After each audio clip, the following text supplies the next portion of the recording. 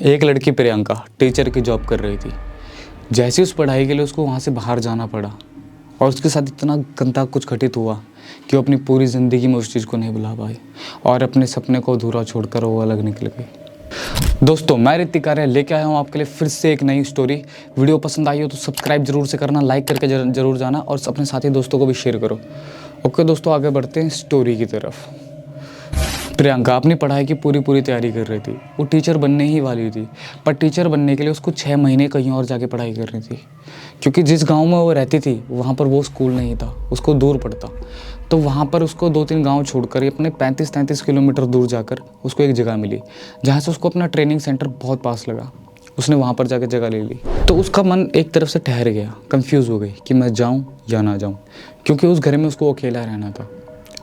तो यहाँ से उसके पापा कहते हैं कि बेटा तुम चिंता मत करो, वो घर मेरे किसी जानकार का ही है, मैं उनसे बात करवाता हूँ, तुम्हारे रहने खाने का हर एक चीज़ का प्रबंध मैं करवा दूंगा। तो उसके डैडी उसको वहाँ पर कॉल करके सब कुछ अरेंजमेंट करते हैं। पहले तो उसका मन नहीं कर रहा था वहाँ जाने का, बट जैसे ही उसके डैडी उसको बोलते हैं वो लड़की राज़ी हो जाती है। और उसके डैडी कहते हैं 6 महीने की तो बात है, बाद में डिस्टेंस भी 35-33 किलोमीटर का है, तो तुम हफ्ते में जब भी चाहो सैटरडे संडे तुम घर पर आ सकती हो। तो लड़की मान जाती है और ये वहाँ से निकल जाती है वहाँ के लिए। तो जैसे ही उस घर के लिए निकलते हैं ये लोग, तो उस लड़की को छोड़ने जाते हैं उसके पापा, उसका भाई और वो लड़की, ये 3 जने होते हैं। अभी जा रहे होते हैं, जैसे उस घर में वो पहुँचते हैं देखते कि लोहे का बहुत बड़ा गेट है। उस गेट को खोलते ही अंदर एक बहुत बड़ा बरामदा है। बरामदे के बीचों बीच एक हैंडपम्प लगा हुआ है और हैंडपम्प के बाद एक अलग से जगह है और वहाँ पर 2 कमरे हैं। तो एक कमरा तो था नॉर्मली अलग से, लेकिन जो दूसरा कमरा था उसके साथ वॉशरूम अटैच था और किचन भी था, तो उसको वो कमरा दे देते हैं। अब वहाँ पर जो उनको कमरा दिखाने आया था वो कमरे का ओनर नहीं था, वो वहाँ का मुनीम था। तो उस मुनीम को भी जल्दबाजी में कहीं ना कहीं जाना पड़ गया, वो दिल्ली जाना पड़ गया। उसके मालिक का फ़ोन आया था कि उसको कुछ काम से दिल्ली आना है। तो क्या करता है कि मुनीम उसको चाबियाँ पकड़ा देता है और वहाँ से वो चला जाता है। तो मुनीम के जाने के बाद कुछ देर तक उसके भाई और उसके पापा वहीं रहते हैं उसके साथ, पर थोड़ी देर बाद वो दोनों भी घर चले जाते हैं। अब यहाँ पर लड़की अकेली बैठ जाती है। लड़की आराम से अपना खाना पीना बनाती है, खाना पीना खाने के बाद पढ़ने बैठ जाती है। पढ़ते पढ़ते उसको 10-11 बज जाते हैं। 10-11 बजे के बाद वो सोने चली जाती है। अब वो सो रही थी, सोने के बाद क्या होता है कि जैसे ही 2:30 बजते हैं उसको पायलों की आवाज़ सुनाई देती है पूरे घर की तरफ के अंदर से, मतलब कोई पायल की आवाज़ गूंज रही है। जैसे वो पायल की आवाज़ सुनती है वो घबरा जाती है, उठती है, देखती है कि पायल की आवाज़ कहाँ से रही है। फिर वो नोटिस करती है कि उसकी पायलों की आवाज़ और कहीं से नहीं, उसके घर के पीछे से ही आ रही है। तो अपने घर के पीछे वाली खिड़की वो खोल के देखती है, पर वो जैसे ही वो सब देखती है उसके रोंगटे खड़े हो जाते हैं। वो देखती है कि वहाँ पर पीछे गली है, गली में बहुत बड़ा बरगद का पेड़ है। बरगद के पेड़ के नीचे एक कुआं है और वहाँ पर एक लेडीज़ जिसने पूरा घूंघट ले रखा अपने चेहरे को, बिल्कुल भी जिसका चेहरा नहीं शो रहा और पूरी तरीके से घूंघट लिया हुआ है, वो वहाँ पर पानी भर रही है उस कुएं के अंदर से, और रात के 2:30 बजे। तो लड़की यहाँ पर नोटिस करती है, उसको लगता है कि चलो नॉर्मली बात है, मुझे क्या लेने देना, कोई अपने लिए पानी भर रहा है। तो लड़की उसको इग्नोर करती है और सो जाती है।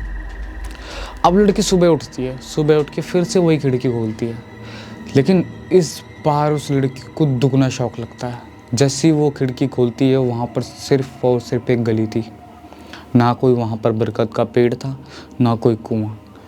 यहाँ पर ये लड़की इस कन्फ्यूज़न में फंसी हुई थी कि मैंने रात को जो चीज़ देखी क्या वो सपना था। उसने इसी चीज़ के कन्फ्यूज़न में आकर थोड़ी देर बाद उस चीज़ को माइंड से निकाल दिया।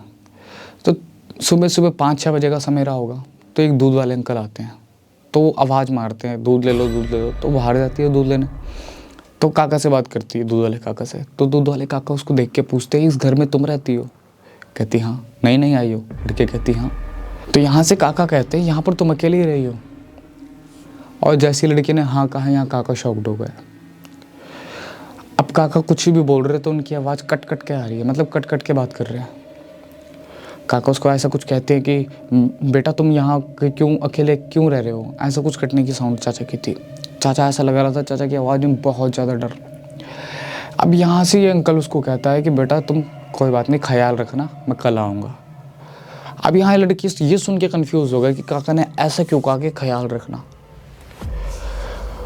दोस्तों वो उसका दिन फिर वैसे निकलता है। वो सवेरे सवेरे तैयार होती है, ट्रेनिंग सेंटर जाती है, वहाँ से आती है। ट्रेनिंग सेंटर में उसकी एक दोस्त बनती है, शालिनी, बहुत अच्छी दोस्त होती है उसकी। प्रियंका और शालिनी की फ्रेंडशिप अच्छी खासी बॉन्डिंग हो चुकी थी।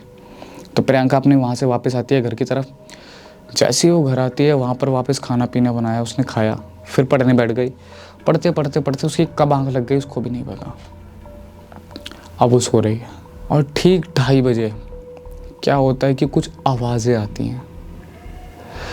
आवाज़ें आती हैं, इस बार वो घर के बाहर से नहीं, घर के अंदर से आती हैं। तो वो क्या करती है, वहाँ से उठ के जाती है। वो देखती है कि उसके बगल वाला जो रूम था उसकी लाइट ऑन हो रखी है, और बगल वाले लाइट ऑन, और इतनी ज़्यादा रोशनी एक बल्ब से तो नहीं निकल सकती थी, बहुत ज़्यादा रोशनी थी वहाँ पर। तो ये लड़की क्या करती है, खिड़की से अंदर की तरफ देखती है, तो वहाँ पर वही औरत जो कुएं से पानी निकाल रही थी, वहाँ पर वही औरत बैठी हुई है जिसके हाथ पैर दिख रहे हैं। हाथ पैर इतने सुंदर, उसने बताया, बताने वाली ने, कि बहुत ज़्यादा सुंदर हाथ पैर थे उसके, पर चेहरा नहीं दिख रहा था। और उसके साथ एक बंदा बैठा था। अब वो बंदे का चेहरा भी उसकी तरफ था, लड़की की तरफ। तो खिड़की की तरफ पेट आ गई जहाँ से ये लड़की देख रही थी। तो लड़की उन दोनों का चेहरा नहीं देख पाई। जैसे लड़की वहाँ पर खड़ी देख रही थी, उसके बगल में एक टेबल था, टेबल में एक गमला रखा हुआ था। उसने हड़बड़ी में वो गमला गिरा दिया, और जैसे ही गमले की साउंड नीचे पड़ी, तो सामने से उस चुड़ैल ने जब देखा, तो ये लड़की उसको देखकर हैरान हो गई। इतना गला हुआ और जला हुआ चेहरा उस लड़की का। जब ये चीज़ ये देखती है और एकदम जोर से चिल्लाने लगती है। चिल्लाते चिल्लाते ये बरामदे में जाती है, वहीं बेहोश हो जाती है। और इसके बेहोश होने के बाद क्या होता है कि सुबह होती है। सुबह होते ही वो काका फिर आवाज़ मारते दूध वाले। अब ये सवेरे फिर दूध वाले काका के पास जाती है। इस बार काका उसको परेशान देखता है, तो इसने काका को बताना ज़रूरी नहीं समझा। काका उसको कहते हैं कि बेटा क्या बात हुई। तो वो कहते हैं कुछ नहीं काका, ऐसी कोई बात नहीं, क्योंकि वो खुद कन्फ्यूज़न में थी कि शायद ये सपना तो नहीं। अब वो सपने का सोचकर इतनी बड़ी चीज़ को इग्नोर कर रही थी। अब वो टेंशन में तो थी, पूरे दिन भर में उसके दिमाग में एक टेंशन तो फंसी हुई थी, रोज़ रोज़ मेरे साथ हो क्या रहा है। अब क्या होता है कि जैसे ही अपने ट्रेनिंग सेंटर जाती है, वहाँ पर उसकी दोस्त शालिनी, वो कहती है कि देख यार, मेरे घर पे आज कोई नहीं है, और बहुत बड़ा घर है मेरा, वहाँ पर मैं अगर अकेली रहूँगी तो मुझे डर लगेगा। मैं ऐसा करती हूँ, आज तेरे साथ घर आ जाती हूँ, तो हम दोनों शेयरिंग में सो जाएंगे। तो ऊपर बेड में सो जाइए, मैं नीचे चटाई लगा के सो जाऊँगी। तो उन दोनों की बात अपनी कंफर्म हो जाती है आपस में। तो लड़की कहती है ठीक है, मेरे को तो बहाना ही चाहिए था। यहाँ प्रियंका कहती है मेरे को तो बहाना ही चाहिए था, अकेले अकेले, तो वो भी डर रही थी। तो उसको कहती है ठीक है तू आ जा। तो ये दोनों घर पहुँचे, इन्होंने अपना डिनर वगैरह बनाया, अपना डिनर वगैरह खाया। उसके बाद कुछ देर पढ़ाई करी, फिर कुछ देर बातें करी और सो गए। तो यहाँ पर ये जो प्रियंका थी ये बेड पे सो गई, और जो शालिनी थी ये चटाई पे सो गई। और सोने के बाद ठीक 2:30 बजे उसको ऐसा लगता है कि शालिनी उठ के बाहर की तरफ गई है और अभी तक मुड़ के नहीं है। अब यहाँ पर ये लड़की थोड़ी कन्फ्यूज्ड कि शालिनी मेरे सामने से बाहर उठ के गई, वो अभी तक आई क्यों नहीं। तो ये लड़की उठती है, प्रियंका, ये जाके देखती है। और ये जब ये जाती है, जैसे कि मैंने बताया कि वहाँ पर बरामदे में एक हैंडपम्प था, ये वहाँ पर देखती है कि उस हैंडपम्प की जगह फव्वारा लगा हुआ है। जैसे उसने वो फव्वारा देखा, ये तो शॉक्ड हो गई एक पल को कि क्या चीज़ है। फिर इसने सोचा कि शायद मैं नींद में हूँ। इसने फव्वारे का पानी हाथ में लिया, तो वो फव्वारे का पानी उस पर हाथ पे गिरते ही खून बन गया। अब वो डर के मारे वहाँ से भाग कर देखते कि तो कमरे के अंदर शालिनी सो रखी है। अब यहाँ पर ये लड़की शॉक्ड हो गई, ये भी पूरी तरीके से डर चुकी थी। अब इसने मन बना लिया था कि यहाँ पर मैं नहीं रहना, कुछ भी हो जाए मैं यहाँ नहीं रहूँगी। लेकिन इस लड़की ने फिर भी अपने घर वालों को नहीं बता पाई, क्योंकि उस ज़माने की बात है जिस ज़माने में फ़ोन ही नहीं हुआ करते थे। ले देकर कुछ पीसी हुआ करते थे, वो भी बहुत दूर थे। इतनी रात को वहाँ पर जाना ना ही सेफ़ था और ना ही पॉसिबल। तो दोस्तों क्या होता है कि ये लड़की कुछ ना कुछ करके वो रात भी गुजार लेती है। अब आता है अगला दिन। अब अगले दिन तो इस लड़की को अकेला रहना था। ये लड़की डरी डरी, सहमी सहमी, छोटी सी आवाज़ से भी इतना घबरा रही थी जैसे पता नहीं क्या बात हो गई। तो उसने डरते मरते कुछ ना कुछ करते वो रात वहाँ पर बिताई। कैसे? सो गई, अपना खाना पीना खाया, इसने पढ़ाई करने की कोशिश कर रही, पर पढ़ाई हुई नहीं इससे। उसके बाद ये लड़की बैठती है अपने घर पर थोड़ी देर के लिए, इतने में इसकी आँख लग जाती है। अचानक फिर से 2:30 बजे इस लड़की का मन नहीं था घर से बाहर जाने का, उस दरवाजे से बाहर जाने का जी नहीं था। अचानक 2:30 बजे क्या होता है, प्रियंका कहती है कि इसका शरीर खुद चलकर, ऐसा लगा कि इसका शरीर को खींच रहा है और ये खुद चलकर बाहर जा रही है। अब ये खींचकर बाहर गई। बाहर जाके फिर से उस कमरे की लाइट जली हुई थी, दूसरे कमरे की, और वहाँ पर वैसी ही रोशनी, और इस बार वो दोनों के दोनों वापस वहीं बैठे हुए हैं। अब ये लड़की उनको देख रही है और एकदम से वो लड़का और वो लड़की इसकी तरफ पलटते हैं तो यहाँ पर लड़के का चेहरा भी गला हुआ, उस लड़के के पूरे मुंह शरीर में खून ही खून, आंखों की काली पुतलियाँ गायब। जब ये लड़की ये चीज़ देखती है तो ये बोलती है, भाई बहुत ज़्यादा डर जाती है। ये ऑन द स्पॉट वहीं खड़ी थी, वहीं की वहीं बेहोश हो जाती है। ऐसी ही बेहोश होती है। उसके बाद होश तो इसे आता नहीं, सुबह हो जाती है तो काका आते दूध लेने। तो काका देखते हैं कि घर के गेट के अंदर से कि वो लड़की वहाँ बेहोश पड़ी है। काका कुछ ना कुछ करके जाते हैं और उसके चेहरे पे पानी मारते हैं, उसको उठाते हैं। तब बोलते हैं, बेटा क्या बात हो गई, तुम यहाँ पर क्यों ऐसे बेहोश पड़ी हो, कुछ गलत हुआ तुम्हारे साथ, क्या हुआ बताओ। तब वो काका को पूरी बात बताती है। तो काका कहते हैं, बेटा मैंने तो पहले ही दिन चौकन्ना कर दिया था कि यहाँ पर थोड़ा संभल के रहना। काका बताते कि उन्होंने पहले भी 4 लड़कों को रेंट पे दे रखा था रूम पढ़ाई करने के लिए। जैसे ही उनके एग्ज़ाम फिनिश हुए वहाँ से वो 4 लड़के चले गए। अब यहाँ से ये लड़की अपना मन मनाती है, अपनी फैमिली वाले को बुलाती है, तो उसकी मम्मी डैडी आते हैं और वो काका के घर चले जाती है उनके साथ। तो काका बताते हैं उनकी एक बहू है, एक बेटा है, एक उनके घर वाले, एक वो, 4 लोग वो रहते थे घर के अंदर। अब ये लड़की वहाँ पर बैठे थे तो काका उस पुराने घर के इतिहास बताना शुरू करते हैं। काका कहते हैं, जी बात बहुत पुराने ज़माने की है, उस ज़माने की, शायद काका के दादा परदादा के ज़माने की। शहर के सबसे मशहूर सबसे अमीर सेठ के घर पे एक बेटा पैदा हुआ था।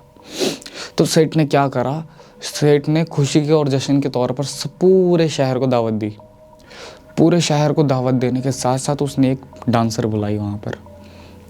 अब वो मशहूर डांसर थी वहाँ की और सुंदर इतनी कि सेठ जी का उस पर दिल आ गया। सेठ जी उसको कहते हैं, तुम ऐसा करो, तुम ये सब काम छोड़ दो, मेरे से शादी कर लो। तो वो डांसर किसी और को प्यार करती थी। जब वो किसी और को प्यार करती थी, सेठ जी को उसने बताई ये बात, तो सेठ जी कहते हैं, तो सेठ जी चिढ़ जाते हैं, तो सेठ जी को शादी के लिए मना कर देती है। जहाँ तो सेठ कहता है कि इससे तो बदला लेना है।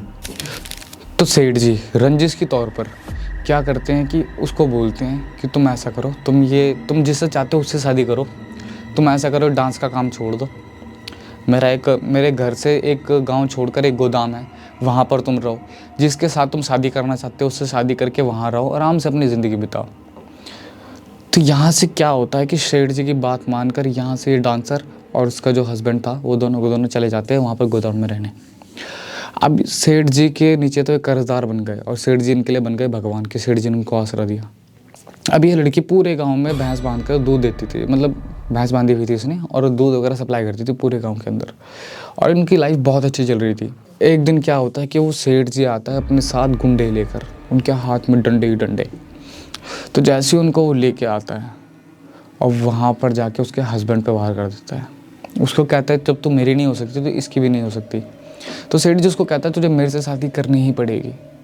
तो यहाँ से इस बंदे को वो लोग मार मार के गुंडे बदमाश लोग सारे मार के ख़त्म कर देते हैं और उसको मार देते हैं। तो उसको मारने के बाद, और हाँ इसके बीच में एक और चीज़, जो गोडाउन सेठ जी ने उनको दिया था वो गोडाउन और कोई नहीं, वही घर था जिस घर में ये लड़की रह रही थी, प्रियंका।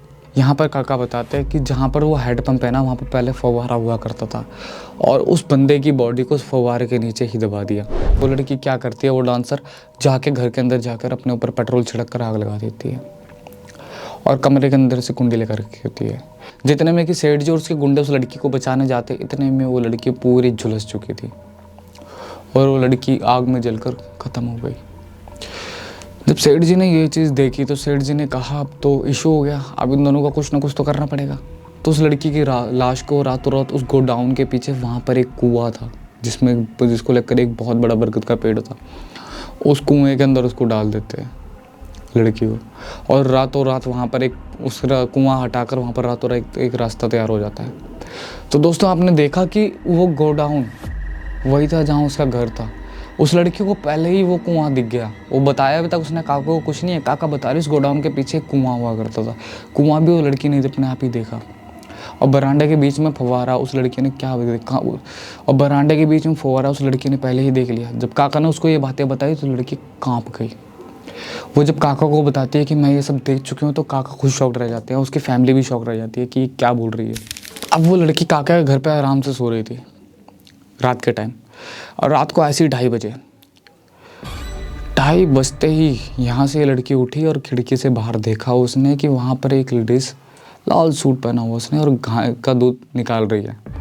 अब वो गाय का दूध निकाल रही है कोई लेडीज़ बाहर बैठ के, तो उसने सोचा कि शायद काका की बहू होगी जो इतनी रात को दूध निकाल रही है। तो दूध निकालने के बाद रात 2:30 बजे उसने देखा तो वो सो गई आराम से, उसने इस चीज़ को माइंड नहीं करा। इस बार क्या होता है कि जैसे वो ट्रेनिंग सेंटर से वापस आती है सोने जाती है, इस बार रात को 2:30 बजे वहाँ पर 2 लोग थे। अब ये फिर उठती है, खिड़की से बाहर देखती है तो वो 2 लोग देखती है तो ये सोचती है एक तो काका है और एक उनकी घरवाली है काकी। अब ये सोचती है कि मैंने काकी का चेहरा तो कभी देखा नहीं, चलो जाके मिल ले आती हूँ। तो ये निकलती है वहाँ से और उनको मिलने जाती है, और जैसे उनके बगल में खड़े होती है यहाँ से आवाज़ मारती है काका। जैसे ही वो दोनों अपना चेहरा पलटते हैं तो ये लड़की देखती है वो दोनों के दोनों तो वही भूत है, वही लड़की और वही आदमी। इन दोनों की काली पुतलियाँ नहीं है और आंखें लाल हो रखी है और चेहरा जला हुआ। ये लड़की जैसे ही वो सब देखती है वहाँ से भागना शुरू करती है। भागने के बाद क्या होता है कि कुछ ना कुछ करके वो सेफ हो जाती है, अपने घर जाती है। तो यहाँ पर काका के रूम पर जाकर वो बैठ जाती है और डरी हुई है। वो सुबह होने का इंतज़ार कर रही होती है, वो सोचती है कि सुबह कब और कब मैं यहाँ से निकलूँ। तो जैसी सुबह होती है वो ना काका को बताती है ना काकी को बताती, किसी को नहीं बताती और अपने घर के लिए निकल पड़ती है। अब वो घर के लिए रास्ते में जा ही रही थी, उसके दिमाग में सिर्फ वही टेंशन थी कि मेरे साथ हो क्या रहा है। अब वो कुछ ना कुछ करके जाती है 2-2.5 घंटे का रास्ता सफ़र करने के बाद वो अपने घर पहुंचती है। घर पहुंचते ही वो अपने घर वालों को सारी बात बताती है। तो उसके पापा उसको कहते हैं कि तुम ये सब छोड़ो, कुछ दिन घर पे रहो, घर से जाया करो ट्रेनिंग सेंटर, चाहे जो मर्जी हो जाए, जैसा मर्जी तुम्हें ठीक लगे वैसा करो, पर अपने माइंड को थोड़ा स्टेबल रखो। तो यहाँ से लड़की कुछ ना कुछ करके कन्विंस हो जाती है। तो अगले दिन क्या होता है कि उसका भाई चले जाता है स्कूल, उसके पिताजी चले जाते हैं काम पर, और यहाँ से उसकी मम्मी को भी कुछ ना कुछ काम से जाना पड़ा। तब ये बात रात की नहीं है, ये बात है दिन की। अब ये लड़की अपने कमरे में आराम से बैठी होती है, इसके दिमाग से वो चीज़ हट चुकी होती है और उस चीज़ को भुला चुकी होती है कि मेरे साथ हो क्या रहा था। अब इसने सोचा कि अब मैं वहाँ से भी बाहर आ गई, उस गाँव से बाहर आ गई, शायद अब मैं ठीक हो गई। अब क्या होता है कि जैसे ये लड़की वहाँ पर बैठी होती है आराम से, अब ये कुछ देर के लिए इसकी आँख लगती है, सो जाती है। जब ये उठ के देखती है तो इसकी मम्मी अलमारी के पास खड़ी थी। उसकी मम्मी ने बाल खुले कर रखे थे, इसकी तरफ पीठ करी हुई थी और हाथों में चूड़ियाँ पहनी हुई थी और इसकी तरफ देख भी नहीं रही थी। ये अपनी मम्मी से बात करना शुरू करती है, मम्मी कब आए? सामने से कोई रिस्पॉन्स नहीं आता। ये फिर पूछती है खाने में क्या बना रहे हो? फिर सामने से कोई रिस्पॉन्स नहीं आता। तो लड़की शॉक्ड होती है कि मेरी मम्मी रिस्पॉन्स क्यों नहीं दे रही है। अपनी मम्मी से पानी की बोतल मांगती है, मम्मी मेरे लिए पानी ले आओ। तो इसकी मम्मी बिना पीछे पलटे पानी की बोतल लेने चली जाती है। जैसे इसकी मम्मी पानी की बोतल वापस लेके आती है कमरे की तरफ और इसके हाथ में देती है पानी की बोतल, तो इसका ध्यान बोतल की तरफ था, ना कि अपनी मम्मी के चेहरे की तरफ। इसने अपने हाथ में जब वो बोतल ली, जब तक उसकी माँ के हाथ में वो बोतल थी तब तक वो पानी थी। जैसे इसने हाथ में ली, देखा खून बन गया।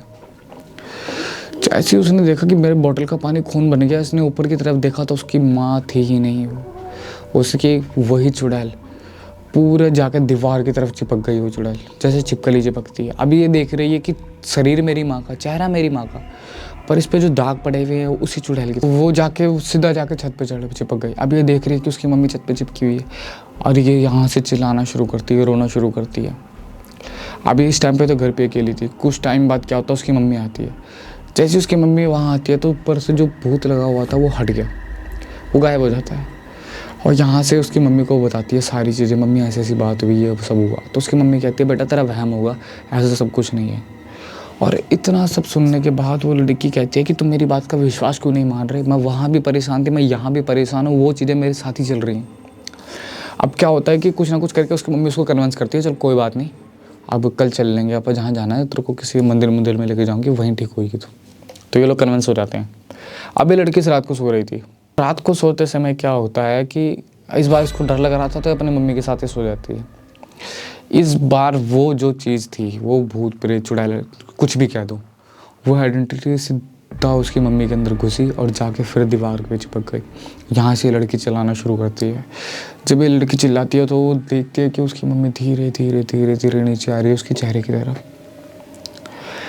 अब ये देखती है कि ये सब हो क्या रहा, तो ये चिल्लाती है तो उसके भाई और पापा भी भागते हुए आते हैं। तो इसके भाई और पापा ने जो देखा वो सबके सब शॉक्ड रह गए। उन्होंने देखा कि उसकी जो घरवाली है वो लटकी हुई है। अब यहाँ पर ये तीनों चारों के चारों मान गए थे कि इस लड़की की बातों में सच्चाई है उसके पापा क्या करते हैं कि रातों रात एक तांत्रिक को बुलाते हैं कि तांत्रिक जी ऐसी सी बात है, ये सब सीन हमारे साथ हो रहा है। तो वो कहते हैं कि जब मैं तुम्हारे घर आऊँगा, मैं तुम्हारे घर के अंदर आके तब बताऊँगा क्या चीज़ है। जैसे ही वो तांत्रिक घर आते हैं, तांत्रिक वहाँ पर उस लड़की को बैठाते हैं, अपने हवन सामग्री का काम करते हैं। हवन सामग्री के जैसे वो शुरू करते हैं अपने मंत्र उच्चारण, कुछ बताते हैं। उसके कुछ मंत्र पढ़ बढ़ाने के बाद ही वो एकदम से एंटिटी उनके सामने आ जाती है, और वो आती है उस लड़की की मम्मी की बॉडी के अंदर। उसकी लड़की की मम्मी की बॉडी से सब वो सवाल करते तुम कौन हो। तब वो बताती है कि मैं ऐसे ऐसी डांसर थी, ये सब कहानी मेरे साथ हुई, मेरे को उसने मार दिया। पर इशू ये आ गया कि यहाँ पर जो वो सेठ जी था वो इतनी उम्र हो चुकी थी, वो खुद ब खुद भी मर चुका था। अब इनका मकसद तो उसको मारना था, जब वो पहले से ही मर गया, अब इनको चाहिए थी मुक्ति। तो पूछते पंडित जी तुम इसके पीछे क्यों आए।